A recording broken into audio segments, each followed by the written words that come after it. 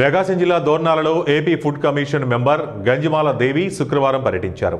దోర్నాలలో పలు రేషన్ షాపులు, పాఠశాలలు, అంగన్వాడీ సెంటర్లలో తనిఖీలు నిర్వహించారు.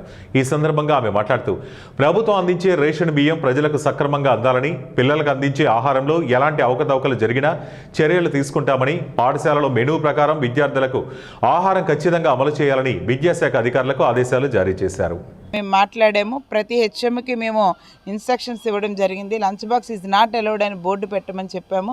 పిల్లల్ని మోటివేట్ చేయమని చెప్పాము. వంట వాళ్ళని కూడా శుభ్రంగా వండించేలాగా మరి మానిటరింగ్ చేసుకోమని చెప్పాము. హెచ్ఎంలు కూడా మాతో బాగానే సహకరించారు.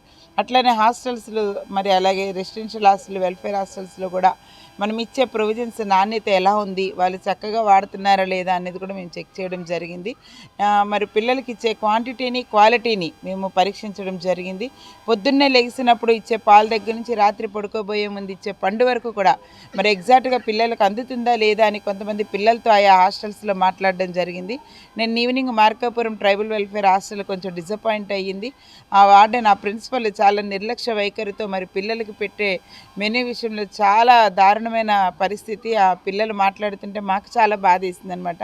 ఆమె మీద యాక్షన్ తీసుకోమని డిడి గారికి చెప్పాము. మేము కూడా ఫుడ్ కమిషన్ నుంచి సుమోటోగా తీసుకుని ఆమె మీద యాక్షన్ తీసుకోవడానికి మేము అన్నీ రెడీ చేసుకుంటున్నాం. అట్లానే చిన్న చిన్న తప్పులు ఉంటే మేము సరి చేసుకోమని చెప్తా ఉంటాము. మళ్ళీ రిపీట్ అయితే కనుక కంపల్సరీగా యాక్షన్ ఉంటుందని వాళ్ళని అయితే హెచ్చరించడం జరిగింది. ఎఫ్బీ షాపుల్ని చెక్ చేసాం. ప్రతి బెనిఫిషియరీకి రైస్ ఇవ్వాలి. ఎవరు కూడా రైస్ అమ్ముకోకూడదు. అట్లనే